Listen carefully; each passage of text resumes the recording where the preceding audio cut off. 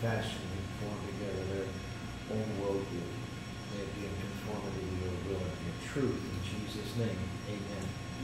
Let me finish up the Reformation, okay? We started this, the last part, the English Reformation was going on in England.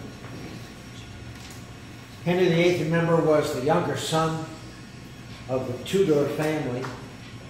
His older son, of course, would inherit the throne, so he was groomed to be the king. Henry, being the younger son, was groomed for the priesthood.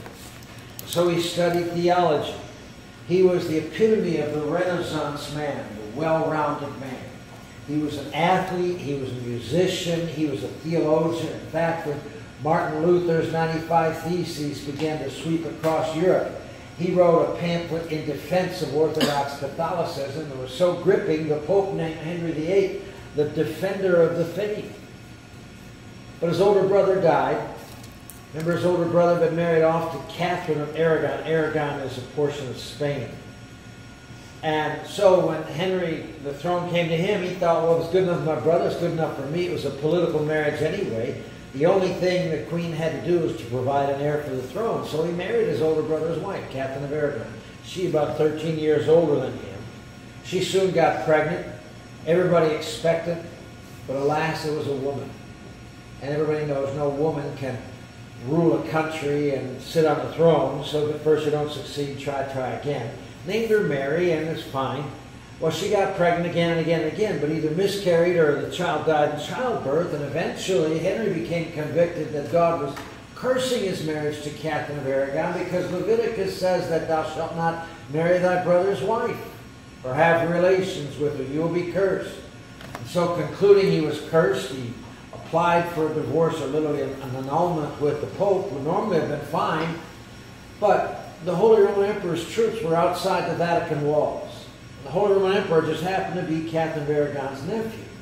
And there was no way he was going to let his aunt be messed over like this because of some randy English king. And so the Pope delayed and delayed and delayed. Henry, meanwhile, has fallen in love with one of his ladies in waiting, Anne Boleyn, B-O-E-L-Y-N. She tries to hold him off, but Henry is nothing if he's not persistent, and soon she's pregnant with what he is convinced is going to be the next heir to the throne. And now he presses and presses, and the Pope delays and delays, and now Anne is 5 months pregnant. So Henry, realizing as long as the Holy Roman Emperor's troops are in Rome, it looks like they're going to be there sometime, he's not going to get his way. So in order to get a divorce, he passed the Act of Supremacy. In 1534. Parliament was forced to sign a law that says the King of England is the supreme head of the Church of England, not the Pope. And overnight, all of England breaks away from Rome's control. Now what you have is a popeless Catholicism. Henry is still Catholic in doctrine, but he breaks away from the control of the Pope. The first act of Parliament is to grant him a divorce. He marries Anne Boleyn. She goes into labor, hears this smack and a baby crying, and alas, it's another girl. And like I said, no woman can ever rule a kingdom rightly. What was her name, do you remember? Elizabeth. But if at first you don't succeed, try again. Well, she fails to produce a son. And after a few short years, he tires of her, accuses her of adultery, and Anne Boleyn gets a severe neck ache due to the blade hacking through her neck. 6 wives of Henry VIII. You want to know what happened to them? Divorced, beheaded, died. Divorced, beheaded, survived. You guys have heard that? Good. Someone's taught you. Catherine of Aragon is divorced. Anne Boleyn is beheaded. The third wife, Jane Seymour, gives birth to a son at last, but she dies in childbirth. Nevertheless, he becomes the king after Henry dies, King Edward VI. Edward was kind of a sickly, namby-pamby.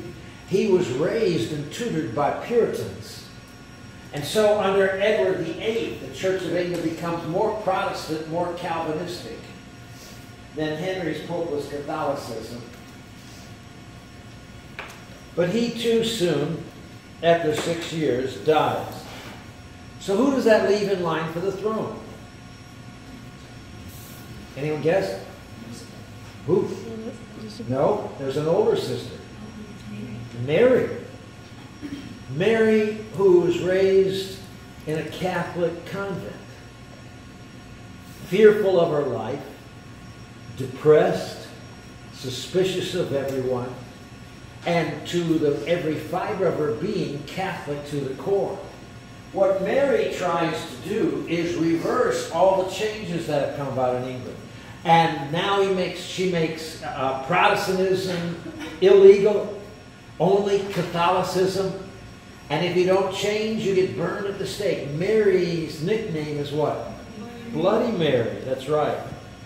Bloody Mary. 3 years of counter-reformation, persecution. She marries the King of Spain, Philip II, the most Catholic monarch in all the world. Never meets him. They're married in absentia, so she doesn't have any children. Think of her poor, squalid life. She's raised in a convent. Her mother is accused and divorced. She's suspicious every day of her life they're going to kill her. When she becomes queen, she tries to reverse things according to her own religious conscience and is resented as the bloodiest queen in English history. She dies never having met her husband, and of course dies without an heir. So who does that leave next in line? Elizabeth. Curly little red-headed girl. Of course, no woman can ever rule a kingdom in England. Yet she alone in English history is given the epithet of Elizabeth the Great. Under Elizabeth, you have a compromise worked out. The government of England will be firmly Protestant, but she refused to persecute Catholics. So long as you're loyal to the throne, your religious views are your own choice. Under Elizabeth, I'll talk more about that today if I have the time, England becomes a nation. England becomes powerful. England becomes wealthy. That's why she's known as Elizabeth the Great. Any questions? Yes? Edward VIII was the son of Anne Boleyn. No, not of Anne Boleyn, of Jane Seymour, S-E-Y-M-O-R-E. She died in childbirth. Who's the wife of James? Jane Seymour? Jane Seymour is the wife. Henry VIII is her husband. She was his third wife. So who is Mary's mom? That was Catherine. Mary's mom is Catherine of Aragon. Elizabeth's mom is Anne Boleyn. And Edward's mother is Jane Seymour. Can you make a big switch? And so you've got about half the midterm now. In fact, I'll tell you what, I'll come in a little early next Tuesday and we'll talk about some possible identification, ID quick. Who was the morning star of the Reformation? Wycliffe, right. Who was the Bohemian theologian that got burned at the stake? John Huss. Right. What was Luther's objections to Catholicism that he nailed to the door of the church? What was known as? 95 Theses, right. Oh God, just, those kind of things. We can go over those. And you do well to make a list after each class of possible identification questions and what a short answer might be. Who is Mary's mom again? Mary's mother, Catherine of Aragon. Okay. Well, let's change the subject.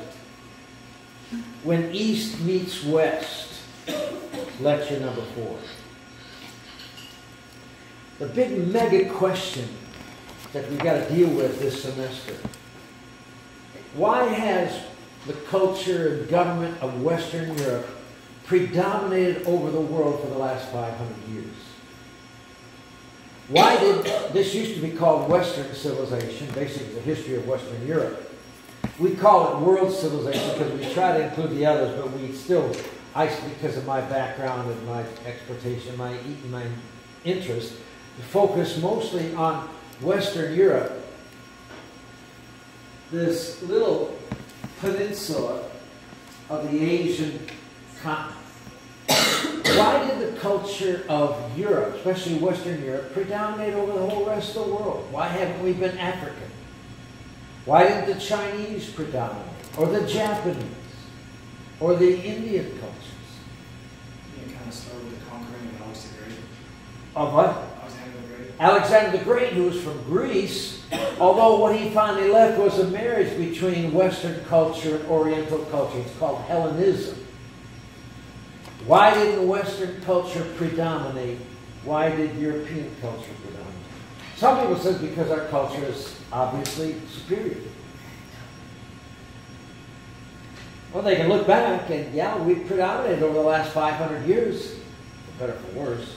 I think it's because the European culture doubts a lot, and when you doubt, things get better and you have to find answers. That may be part of it. Western worldview asks how questions. Analyze. Oriental worldview is more or less accepting. You just accept things as they are. It's a good question to ask. Let me begin to go back. Keep that in mind. The geographic revolution, up until the age of exploration, up until Vasco da Gama, Columbus, Pizarro, and Magellan, almost nothing was known about the world outside. Wait, can you go? The world outside of Europe. Almost nothing was known. There was a common superstition that the world was flat, that if you go too far off in the ocean, you'll fall off, and demons and dangers they know nothing of. There was a fear of sailing too far off into the hell of demons and dragons. The Western world was basically hunched around the Mediterranean Sea. To the Western world, China, India, Japan, and Africa, whole civilizations were just a mystical rumor. They weren't even sure they were there. You had Marco Polo in the 13th century, who managed to transverse across the great Eurasian steppes from Italy all the way to China. And he comes back with stories that could hardly be believed, of whole civilizations. And these civilizations developed. We're going to go into some of these today. What was going on in China, Korea, Japan, and India. Just say, few people did. Eurasia was the center of world activity, especially the European region. Well, one of the reasons why was oceanic discovery. Toynbee said that by geographical revolution, the world changed from being centered around the Mediterranean Sea. It began to expand. He said the geographical revolution was caused by substituting the ocean for the steppes. That's S-T-E-P-P-E-S. Back up. The steppes are the vast semi-arid plains of Eurasia. From Eastern Europe all the way to the Gobi Desert, you have these semi-grassy plains called the steppes, S-T-E-P-P-E-S. That was the only way to reach the Orient, was this called the Silk Road, this long, laborious, dangerous trip overland from Italy to China. Well, what happened, according to Toynbee, is when the ocean replaced the steppes as the primary means of travel. How is it that the oceans could now be transversible? Travelable, if there's such a thing. Some technological advances. Let me suggest two. One was the development of seafaring ships. The development of seafaring ships. Well, he started developing ways of navigating. Pardon me? It wasn't really just the ships, it was navigating. That's the second thing. Oh. I'll get that. That's all right, sir. That's good. The ship, for a Roman galley, was long and narrow, and though it was able enough to ply the Mediterranean Sea, they'd have snapped like a matchstick in the huge waves of the ocean. Well, they developed new ships called the caravel, C-A-R-A-V-E-L. They were short and sturdy, and they could bob up and down like a cork without being snapped in the winds of the ocean. So now ships were able to go and venture out without fear of being destroyed. The other thing, as Sarah said, is the development of navigational tools, the development of the compass. to tell which direction you're going, the astrolabe, to tell what your longitudinal position was. There were other impulses that prompted Europeans to venture out in the oceans and discover the Orient and other cultures and civilizations. There were new nation states. It cost a whole lot of money to outfit a ship, to send it off on a voyage they might never return and come back hopefully with wealth unknown. Well, nation states like England and Spain and France were wealthy enough to provide this. When Columbus sailed the ocean blue in 1492, do you remember who it was that provided the wealth to pay for it all? Spain. Isabella had to be the new queen of Spain as a united nation. You had basically three motivations: God, gold, and glory. Gold was the primary thing. You had people like Isabella or Henry or Philip II who were looking to make a big buck, especially when they discovered gold and silver in South America. And so for those reasons, the explorers began to venture out. Or if you could get to the Orient, come back with a cargo full of goods from the Orient, in fact, you could make a killing. There's also the motivation of God, especially among the Jesuits. Do you remember the Jesuits, the members of the Society of Jesus? Here's a good ID question. Who founded the Society of Jesus? Jesuits. Ignatius of Loyola was the founder of this. They were the crack troops of the Counter-Reformation. And they were not only wanting to make Europe Catholic again, they were wanting to carry the message of the gospel to these untold millions in the Orient and in the New World. So to take the gospel around. But there was greed. Mercantilism is the economic theory, the prevailing economic theory of the day. Mercantilism is economic theory that says the wealth of a nation is established by the amount of gold in its treasury. I'll slow down and say, mercantilism is the economic theory that says the wealth of a nation is measured by the amount of gold in its treasury. So if there's gold in South America, man, you'd better go and claim it for the king. Mercantilism says the colonies exist for the benefit of the mother country, to provide the mother country with markets for the goods that they produce, as well as cheap natural resources to produce those goods. This is what would lead to the American Revolution, is the idea of mercantilism that says the only reason for the existence of the American colonies is for the financial benefit of England, the mother country. So they tax us without representation just to keep the English East India Company going by taxing tea from India. Oriental trade, as I say, is as well. Behind as the Crusaders returned from the Orient with spices and goods, new markets now developed. The Western world was beginning to wake up to a whole new world of exciting possibilities across the seas, while the Oriental world was trying to build walls to protect themselves from the foreign devils that were forcing. So you had, excuse me, sound cold. You had Oriental cultures walling themselves in, Western culture expanding and reaching out. You tracking with me? Let's talk about Portuguese exploration. The Portuguese were the first to begin to use the oceans as the means of discovery of foreign worlds. Henry the Navigator was the Portuguese explorer who began to send fleets. He was an English, not explorer, he was a Portuguese king. Send fleets down the west coast of Africa.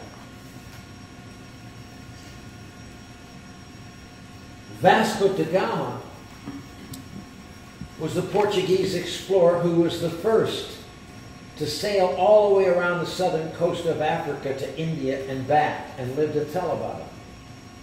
And so now you've got an all-waterway route to the Orient. Granted, it's a long ways. Granted, the Cape of Good Hope is a treacherous thing where the Indian Ocean meets the Atlantic Ocean, and storms are terrible there, but if you get through that, it's clear sailing through the Indian Ocean to southern India. So the earliest explorations were the Portuguese, sponsored by King Henry the Navigator.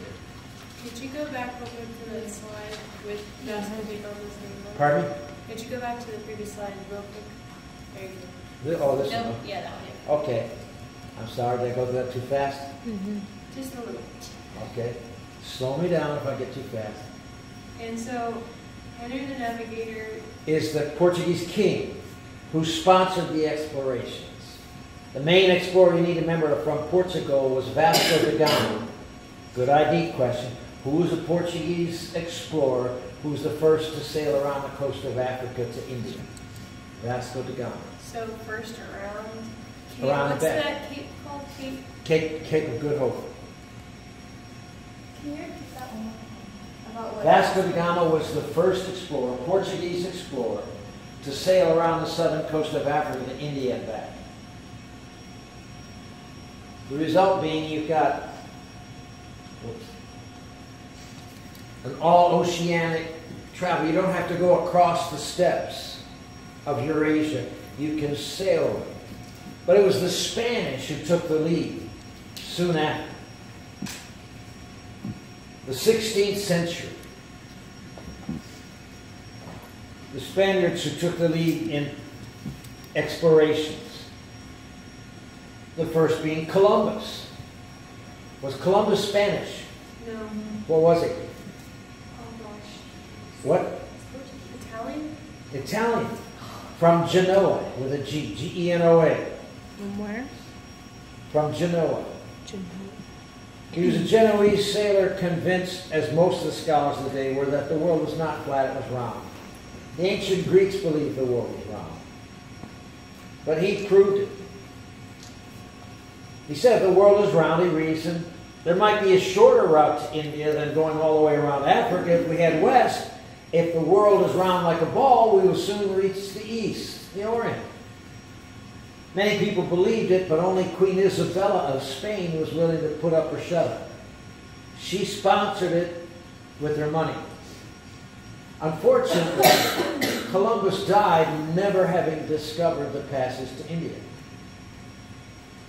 When he landed on the island of Hispaniola in Santo Domingo, he assumed that the natives were Indians, and that's what he called them.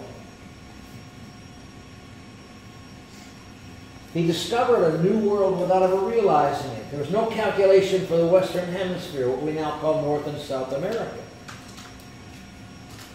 Do I have him? I don't. Amerigo Vespucci was an Italian map maker who, based on the explorer's descriptions, Was he from Italy as well? he was from Italy. And he was the first to call the Western Hemisphere the New World. And wrote maps, and of course, you got to put a name for it, why not my own, Amerigo.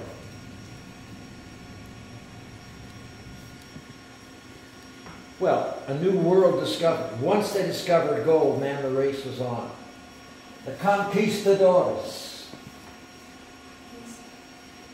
Spanish soldiers of fortune, looking to claim land for the crown and king, looking for a fortune. You had Cortez. Cortez, who took the Aztec Empire in Mexico. C-A-M, Cortez, Aztecs, Mexico.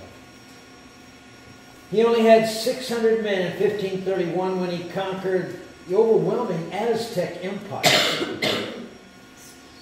You had Pizarro. I don't have him up there, but put him down because I want him. Cortez, was he both the Aztecs and something else? Pardon me? I missed it. Was Cortez, he was just the Aztecs? Or was he the Aztecs? Yeah, only the Aztecs. Cortez conquered the Aztecs in Mexico with 600 men. When they got off their ship at Veracruz and all landed, he burned the ships down. As if to say, guys, there's no going back. How did they manage to capture the entirety of the Aztec Empire? With just 600 men against 50,000 Aztec Indians. Didn't most die of disease? Pardon me? Didn't most die of disease? Well, disease did come, and that was one of the ways they subdued the Indian cultures. How many? Smallpox. How many people were in the Indian? Pardon? How many people were in the Aztec army? 20, 30,000 soldiers alone. Technological advances? Pardon me? Technological advances that the conquistadors had, or the Aztecs? Technological. They had gunpowder. They had bullets. A temporary technological advantage. So that you can imagine how impressive one cannon blowing up, and all of a sudden the temple disintegrates. Could make on these Indians. There's some other reason. Let me just get down. Cortez with the Aztecs, Pizarro with the Incas in Peru. So P-I-P, PIP. Pizarro, Incas, Peru. Cortez, Aztecs in Mexico. Again, with just a handful of soldiers able to overcome, you know, you got to ask the question. To the Western world, it's obvious God's on our side, right? That's why we win. But as Ben has suggested, temporary technological advantages gave the conquistadors overwhelming power. They not only had guns and ballistics and cannon, they had horses. And up until that time, there wasn't a horse in all the Western Hemisphere. The compass to make your way through the jungle. Timing was another factor. For instance, in Cortez, in Mexico, the Incas, he met the Incas at the precise time when they had just gotten through a debilitating civil war. They had just been destroying each other for decades. So they were exhausted, they were divided, and they were easier to overcome. Their culture was high, Aztec culture, reading and writing, astronomy and the likes. But their technology was low. They hadn't even invented the wheel yet. So that timing, technological advances, the Western world was expanding at the precise time in history when they had technological advantages over the cultures they were encountering. I don't think it's because God is on our side. One of the unfortunate aspects of the conquering of the Western world was the rise of slavery. This is the dark shadow that hangs over the intermingling of cultures of the West coming in contact with the East. The Spanish tried to use the native Indian population to run their mines and their sugar plantations. But the native population soon died out. They had no immunities to the diseases the Europeans were bringing. Smallpox killed 75% of them. If that didn't, the labor in the mines of the sugar plantations killed them. In fact, some historians say that America was built on genocide and slavery. We destroyed the culture we encountered. At that point, needing a labor force, we turned to Africa, where you had a population that were already used to the equatorial climate, that were hale and hearty and athletic enough to endure the bone-crunching labor in the mines and the plantations. And it also helped that their skin color meant they couldn't run away readily without being recognized. These factors played into the rise of slavery. Physically strong, used to the equatorial climate, black skin color made runaways implausible. And over the next several centuries, 10 to 15 million slaves were transported from Africa to the New World. 1/3 to 1/2 of them died on the Middle Passage crossing the ocean. Absolutely unconscionable.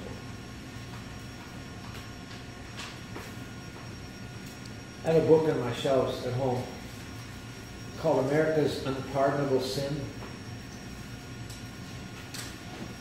And it gives insight into the racial animosities that permeates our society. So that a white police officer fires an automatic weapon into a carload of black kids and kills them unarmed. What's behind all of that?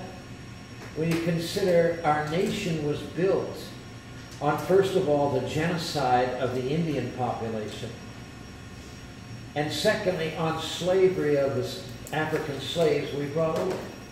That's what made America great originally. I'm not so sure we want to make it great that way again. Somehow, the implications of that have got to be worked out and resolved. I have a question though. Yes. But how is it that smallpox came to the New World when, like, the incubation period for smallpox is too short of a time for them to not get sick on the ship? Not to get sick. Yeah, well, but they built up. Sailors would, the other sailors would throw the sick off the ship if they found out they were sick before they got to the New World, because they didn't want it to spread. So how did disease get to the New World? The Europeans had developed an inoculation against smallpox. It wasn't quite so deadly. Once you get smallpox, if you do live through it, if you get it again, it's not nearly as deadly. But to the native culture, had no inoculation whatsoever. The blacks were hardy enough to withstand. For the most, people died. Black slaves died from smallpox. But the Indians had just devastated whole tribes. And smallpox was just one. Things like the flu, chickenpox, killed. Where for us it's a childhood disease, for Native Americans with no inoculation in their bloodstream, it was deadly. Well, Spanish slavery, let me say this, in South America, Spanish slavery wasn't quite as debilitating as North American slavery for several reasons. For one, in South America, intermarriage between races was far more common than it was in North America. There just simply weren't enough women. So you married the natives or you married the slaves. Or you didn't marry them, at least they sired your children. And secondly, the presence of the Catholic Church. I got to say this, the presence of the Catholic Church in South America mitigated some of the most harsh treatment of slaves. You didn't have that in the North. So slavery in the North American South was far more harsh, far more debilitating. Slavery, as the East meets the West, and cultures and civilizations connect and clash, that's one of the negative results of the coming. The title of this lecture is East Meets West. And that was one of the results. Well, there they are packed. That's them sitting up. In most cases, they lay down row after row like sardines, chained to the floor, lying in their own human waste and awful. And I can say 1/3 to 1/2 of them died in the middle, and if they died, they'd throw them overboard. The Middle Passage. Let me talk about the Golden Age of Spain. This is the 16th century, the 1500s.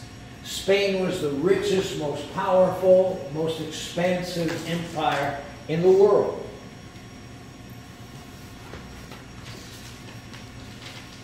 The King of Spain was also the Holy Roman Emperor, Charles V. That's Catherine of Aragon's nephew. Charles V died and divided his lands. He had not only Spain, but also Central Europe, what we know as Austria, and divided his lands between his brother and his son. The Spanish and Austrian Holy Roman dynasty was known as the Habsburgs. You had the Austrian Habsburgs and the Spanish Habsburgs. Charles V divided his holdings between his brother Ferdinand and his son Philip. So you have, down through history, the Austrian Habsburgs and the Spanish Habsburgs. all the way down to the 20th century in World War I. So Ferdinand got Austria and the so-called Holy Roman Empire. Philip got Spain, Naples, Milan, the Netherlands, and the New World.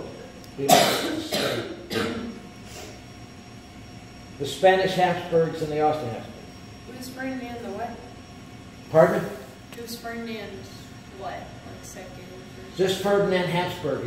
I don't know what number he would have been. It's the only one I know. Philip II,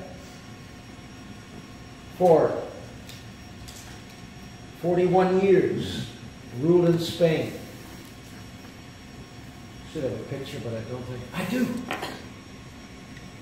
Philip II. Morosely religious. Catholic to a fault. He spent hours a day in private prayer and confession. Deeply distrustful of all those around him.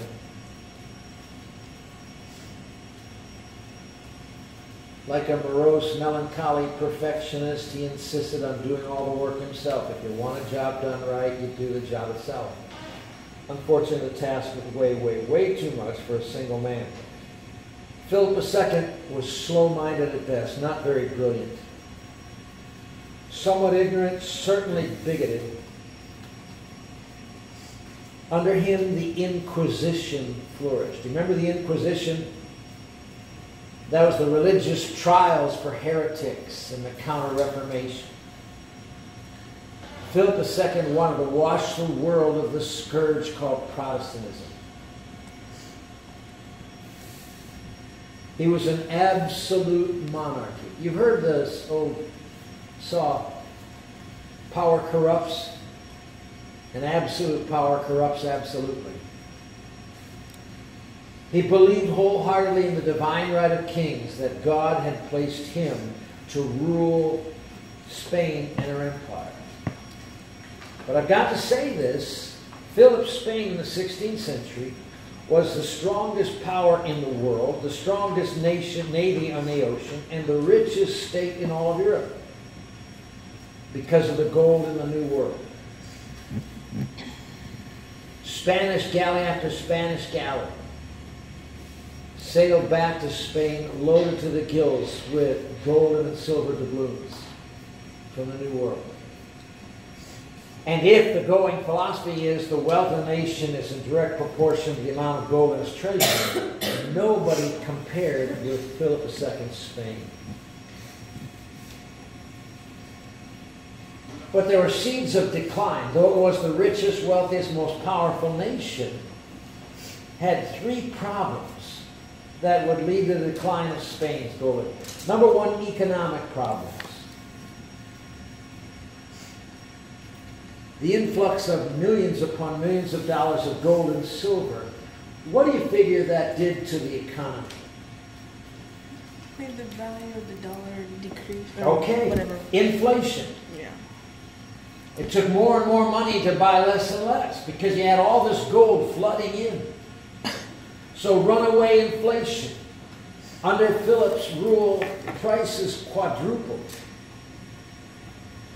So if a loaf of bread was a dime, by the time he died it was 50 cents. So they began to import foreign goods, cheaper foreign goods. Because of inflation, foreigners could make it more cheaply. What do you figure that did to local industry? Went down the tubes. Destroyed home. So these it's one thing to say all this gold is coming in, isn't that nice? But it has, every cause has an effect in society. Economic problems, number one. Secondly, religious persecution. The Spanish Inquisition was the most brutal of all. Religious oppression. Y'all remember what happened in 1492? Columbus sailed the ocean blue. That's also the year that Spain decided to kick out all the Jews and all the Muslims.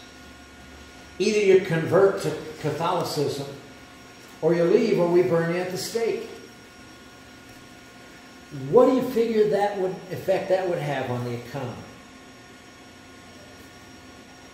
hundreds of thousands of Jews, especially, and Muslims kicked out of Spain.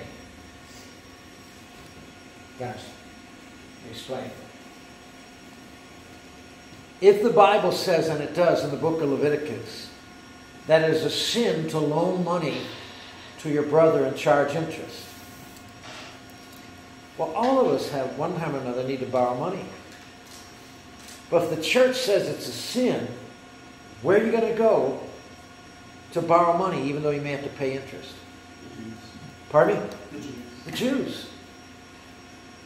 The Jews aren't under the control or auspices of the Catholic Church. So the Jews became rich by loaning money to needy people, charging usurious interest. By the way, you wonder why people hated the Jews. Every 15, 20 years, the government would call for a pogrom, an officially sponsored riot in the Jewish ghetto, in which you burn down the synagogues, you break the windows of the buildings, and you raid the banks, and you burn your promissory notes, and all of a sudden now you're debt-free. Well, like I say, now all of a sudden Spain kicks all the Jews out. So who's left to do the banking? No one.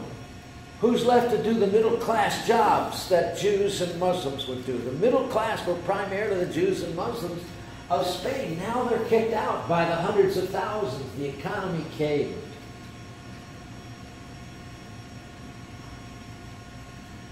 The third problem was military drain.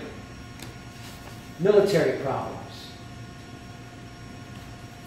Philip not only got the New World, he also got the Netherlands. Holland was the Holland and Belgium. And in northern Holland, especially, they were predominantly Calvinistic Protestants. And they didn't care what the Inquisition said. They were not going to convert.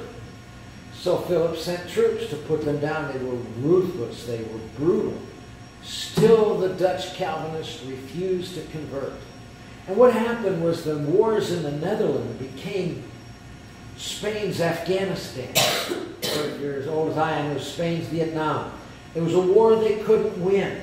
He sent his right-hand man, the Duke of Alba. By the way, if I write anything on the board, you can be sure it'll be in the identification questions. The Duke of Alba was the general who tried to put down the Dutch Calvinist revolts. And a murderous SOB. I mean, he was cruel, he was vindictive. To crush rebellion, 18,000 executions in a few short years. Taxed the hound out of the people to pay for his troops. Still they refused to convert. Eventually the northern provinces of the Netherlands broke away from the Spanish. It became Holland. The southern part of the Netherlands, which we know as Belgium, remained Catholic. To this day, Belgium is Catholic, Holland is Protestant. Isn't that at the end of the 80 Years' War? 100 Years' War. But these are the wars of religion back then. And then the 30 Years' War was the last, or one of the last wars of religion, because France joined on the side of the Protestant. Right. So the golden age of Spain. Philip II. What's going on in England all this time? We make it out here early. I just don't know. No, we're not. Now we got all kinds of Confucianism and everything. Sorry. Going on in England. Ah, England, says Shakespeare. This emerald isle, this royal throne of kings. I'm an Anglophile. I'm just letting you know where I'm coming from. I appreciate most everything English. Remember the Elizabethan Compromise? Henry VIII breaks away in one fell swoop from the Catholic Church with the Act of Supremacy. But under Henry VIII, the religion of the Church of England was basically a popeless Catholicism. Henry is still theologically Thomistic in his theology. Under Edward VI, who was raised by Puritans, it became far more Protestant. They rewrote the Common Book of Prayer to make it more Protestant. Under Bloody Mary, she tried to reverse, but you can't turn the clock hands of history backwards. So Bloody Mary, after 3 years, dies, and now we finally have Elizabeth. Have pictures? No, I don't. And then Elizabeth said, look, we aren't going to kill each other over religious reasons anymore. So long as you're royal to the throne, to the crown, we'll let you be Catholic if you want to be. The government officially, in the official Church of England, is Protestant. She refused the radical ideas of the Puritans. Elizabeth, remember, who was Elizabeth's father? Henry VIII. But who was her mother? Who? Anne Boleyn. Anne Boleyn's family are staunchly Protestant, Puritan. But she resisted the radical ideas of Puritanism. But she said, we're going to be Protestant. You have a compromise in Elizabeth. For Elizabeth, what comes first is England. National interests come first. All loyal Englishmen are welcome, regardless of their religion. But under Elizabeth, England became prosperous. England grew into a true nation. She is known by English historians, woman though she be, as Elizabeth the Great. The big crisis of Elizabeth's reign was the Spanish Armada, 1588. It'd be good to remember that date. It ought to be etched in your mind by the time you're in the 5th grade. 1588. You have Philip II, the world's greatest Catholic monarchy. You have Elizabeth I, the world's greatest Protestant monarchy. And Philip II is just rabid enough to say, if you won't convert, we'll crush you. So he plans what this little island nation of England fears most, an invasion. And he builds the world's greatest armada in human history. An armada is a flotilla of ships. You have Protestant England versus Catholic Spain. The largest fleet in history is being put together. The people of England, there were storms, tornadoes, hurricanes that year, eclipses. 1588 was a turning point year. The English were living in absolute terror. They would see these Spanish, in their dreams, Spanish conquistadors in the Houses of Parliament burning things down and raping their wives and torturing their pastors. Who was going to win? Unseasonable weather. Well, unfortunately for Philip, he was not good at details. The ships were hastily put together, so many of them leaked. He appointed his pals, his buddies, as admirals and captains of the ship, even though they'd never even seen the ocean, much less sailed on it. But if you were a pious Catholic, you would be the one to lead the charge. So you got captains that don't know military strategy, don't know sailing tactics. You've got leaky ships, leaky water casks in the hold, poorly organized.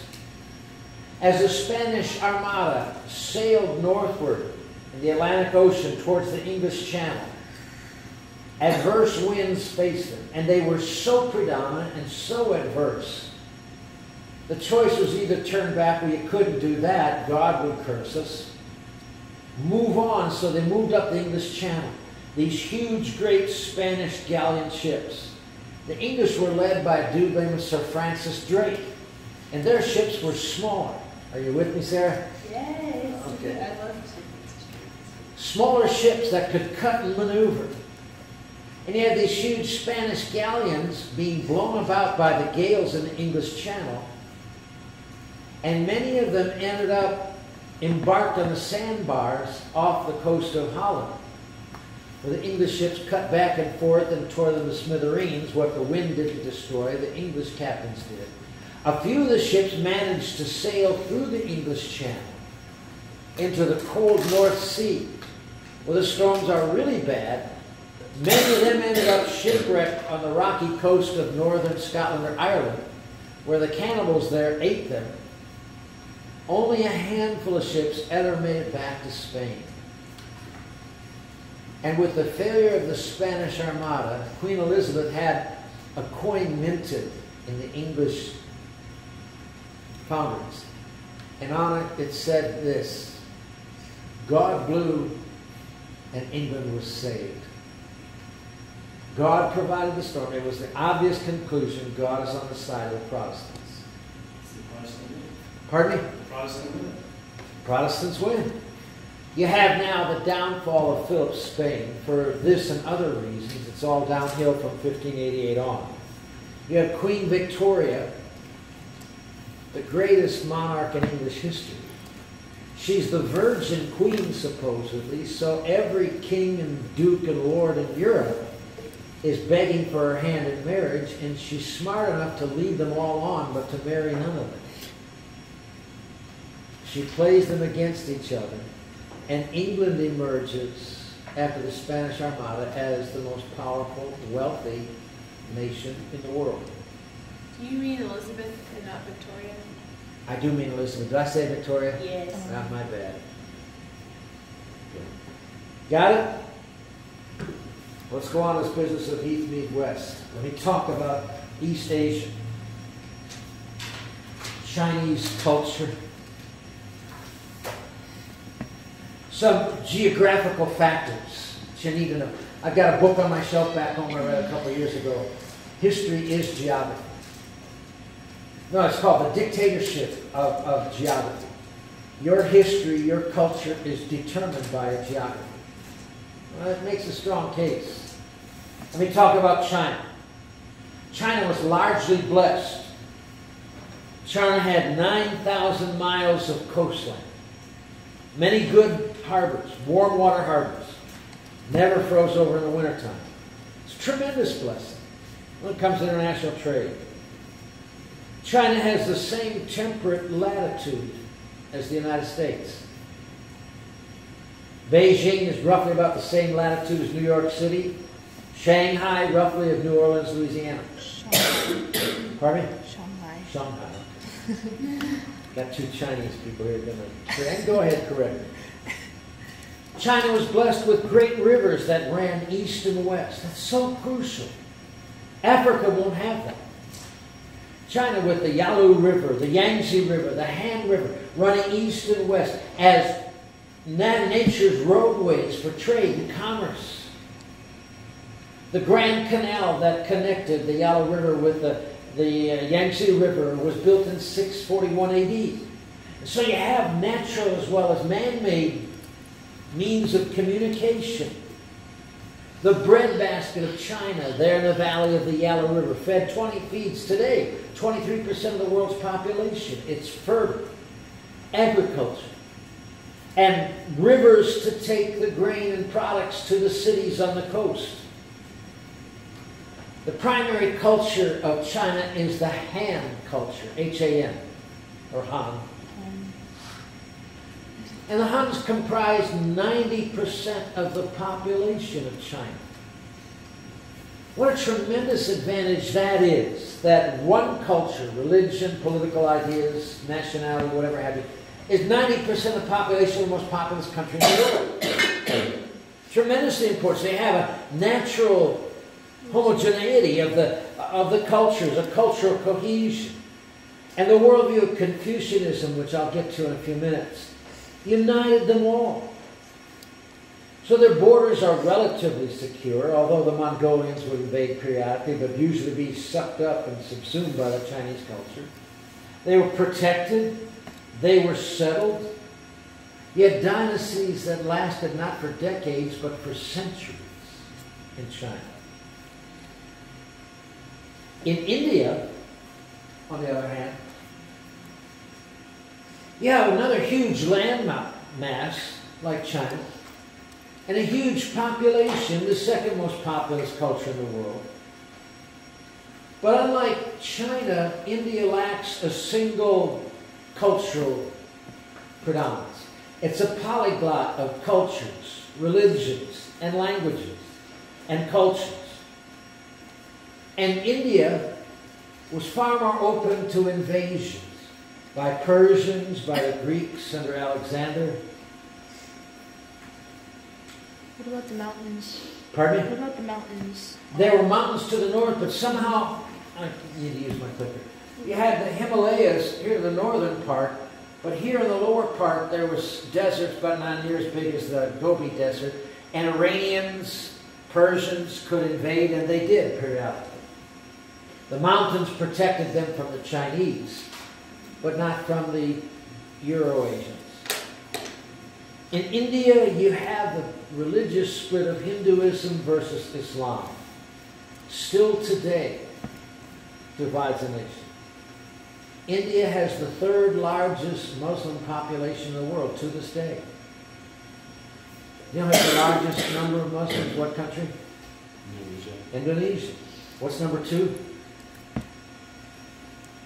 Pakistan. When India became a nation after World War II, India is primarily Muslim in the north, primarily Hindu in the south. So they made Pakistan, West Pakistan, East Pakistan, which is Bangladesh. And that's where you go if you're Muslim, but millions of them stayed where they were. I'm going to say India still has the third largest Muslim population in the world.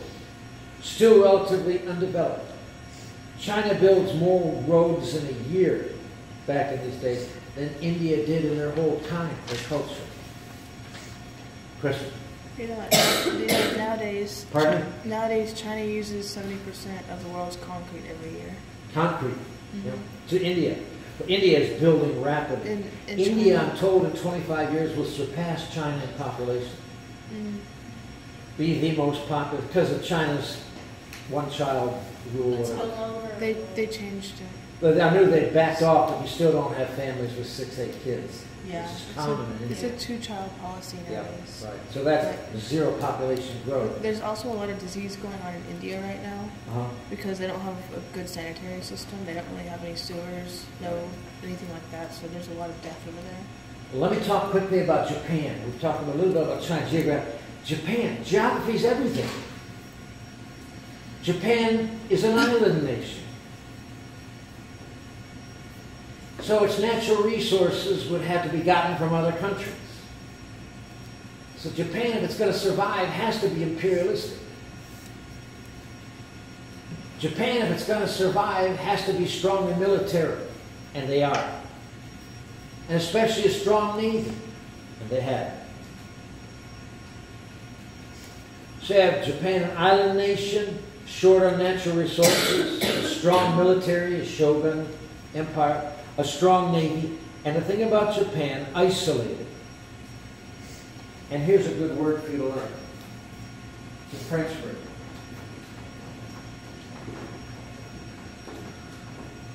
Strongly chauvinistic.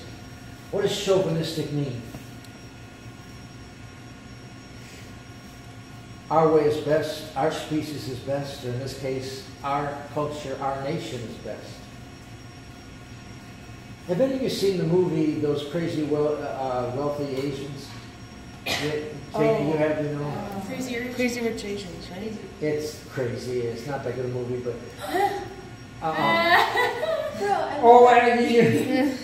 But there is a social structure in the mind of Asians that somehow that movie doesn't encapsulate. Oh, yeah. It's about Chinese, but the Chinese feel chauvinistic, culturally superior to the Koreans. And the Japanese feel culturally superior to the Chinese. It's just their worldview. And like I say, of all the cultures, the nations in the Orient, the Japanese are the most chauvinistic, the most national pride, if you will, to a fault. Having said that, let me try to explain Confucianism. Yes? Nowadays in China, everybody wants to go to Korea and be in Korea and buy Korean products and Really? stuff like that. Yeah, it's kind The of Koreans in the last 50 years have turned things around economically and politically, although they're divided and that idiot North Korea may yet push the button. You'll never understand the Oriental mind, will probably never understand the Oriental mind, but you don't have a chance if you don't understand the importance and influence of Confucianism.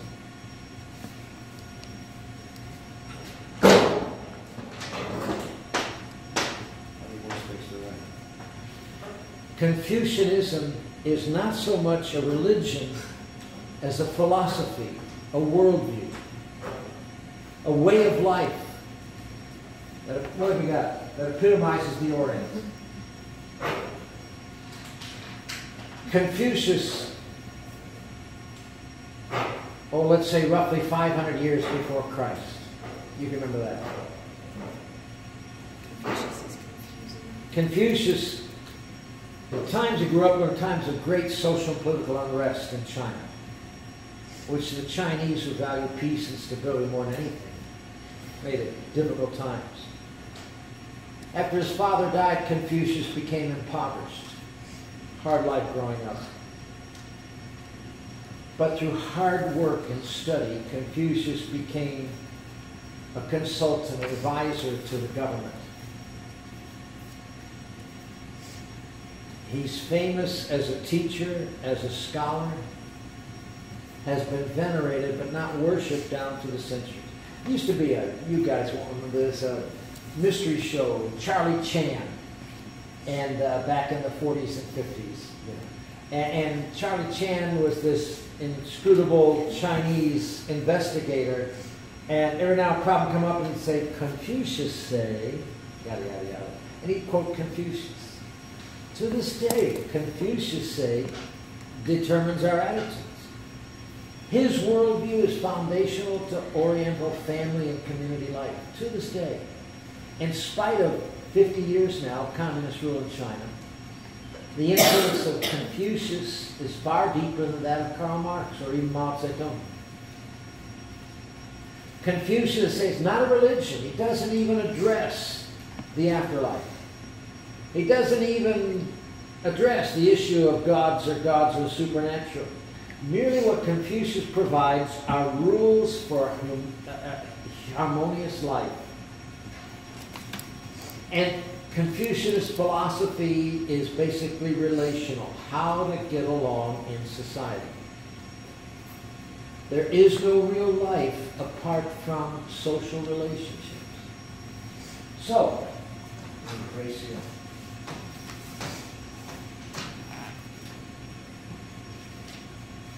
relationships in life. You have a higher position.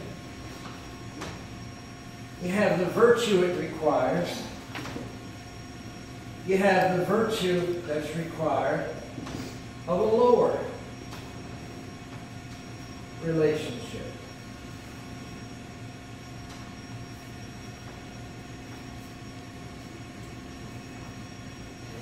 So, for instance, you have, since the home is the center of society, who's the most important person in the home?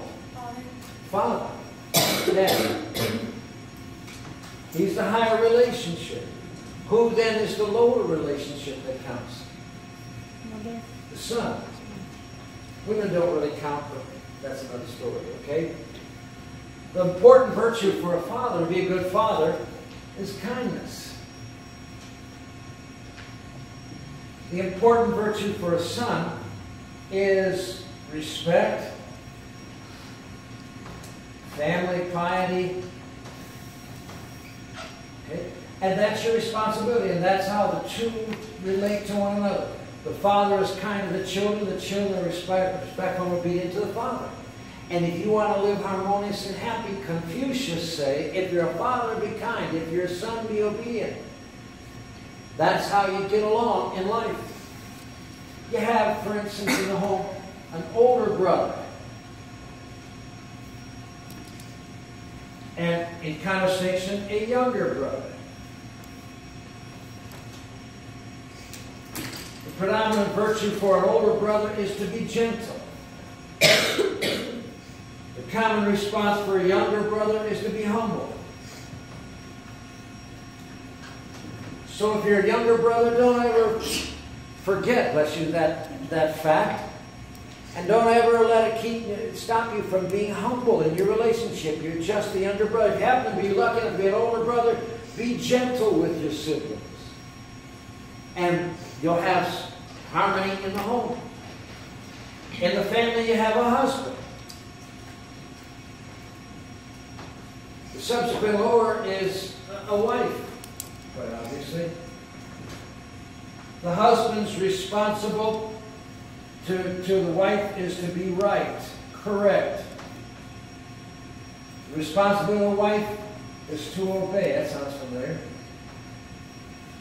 And if you want a happy marriage, it's not built on love. It's certainly not built on romance.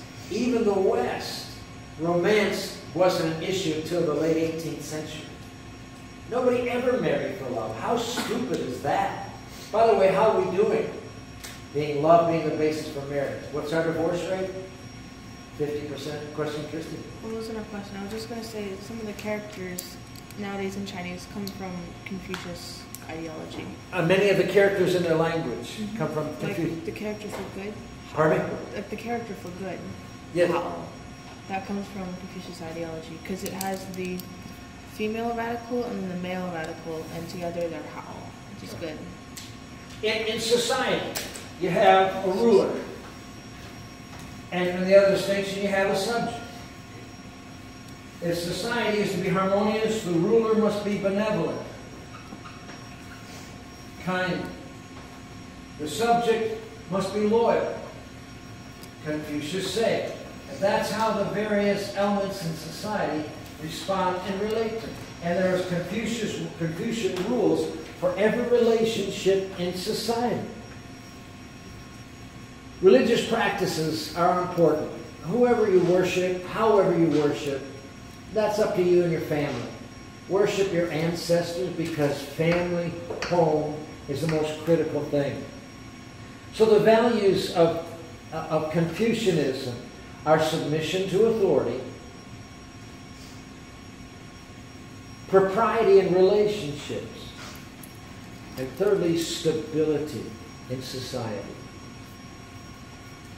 So in the West, the Western world of life, you have this individualism. I've got to be me. I've got to march to the beat of my own drummer.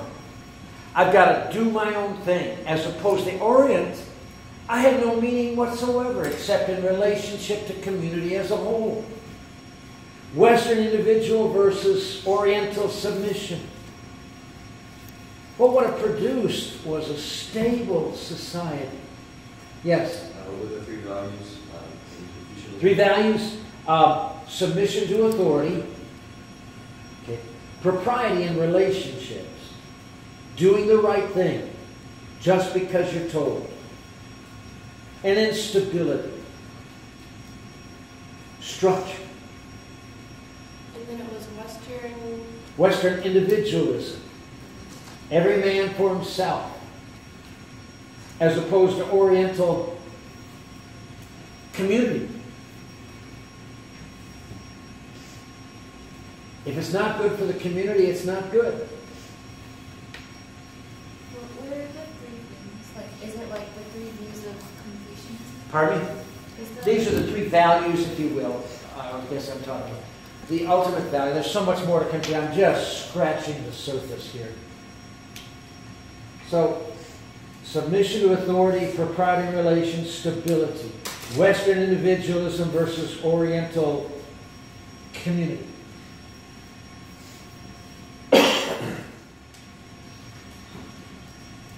Let me talk about what was going on. Oh, we got 5 minutes. I need it. What was going on in China during the time of Reformation and the Age of Exploration from, let's say, 1650 to 1900. Now, 1300, 1900. You had two major dynasties. You had the Ming Dynasty.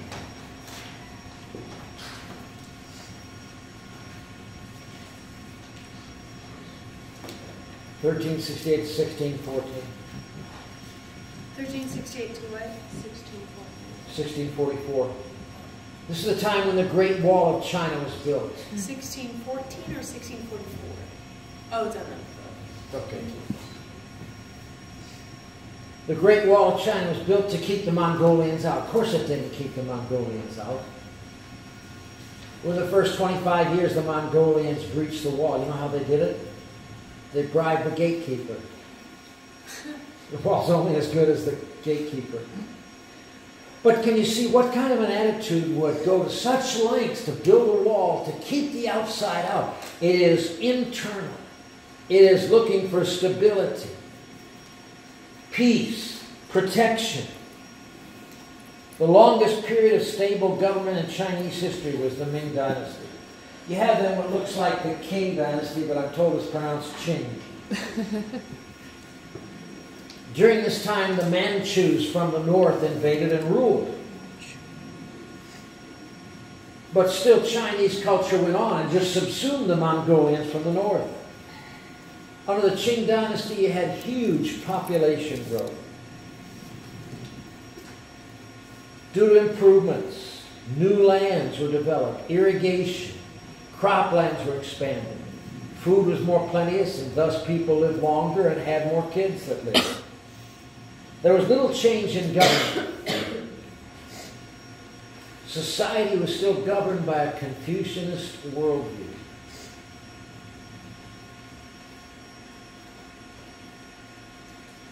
Society is simply an extended family, authoritarian.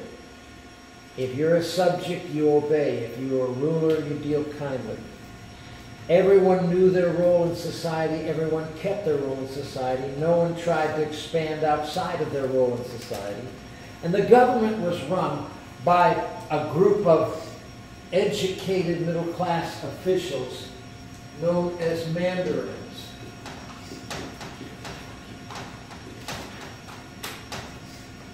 These are the government officials, the bureaucrats. And to become a mandarin, everybody had to take a test. Were they under the Ming or the Qing?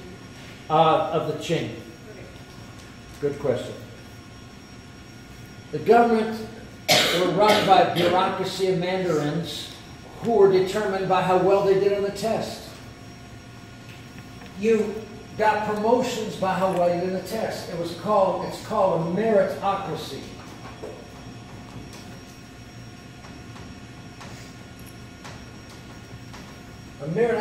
If you do well on the test, you'll get an advancement in your job in the government. What a unique idea. That you get promoted on the basis of your merit. It's not the way it would be done in the Western world or anywhere else in the world for that matter. You get advanced on who happened to be your daddy and what family you were born in. But in Chinese government, it was based on how well you did in these tests. And the mandarins were basically the government, the dog catchers, the police officers, the postal workers, or whatever else. They kept the wheels of society going. But over it all was a Confucius worldview that says once you realize your place in society, you learn what your responsibilities are, and for the sake of society as a whole, apart from which there is no meaning to life, stability. Not for decades, not even for centuries, but for millennia. China is stable. Cut off from the outside, stable, unchanging on the inside. I'll talk a little bit, oh boy. We'll just pick it up from there. Our time is up, and I went 2 minutes over time last time. Have a great weekend. Tell your friends you can't pass this class and not be in class, okay?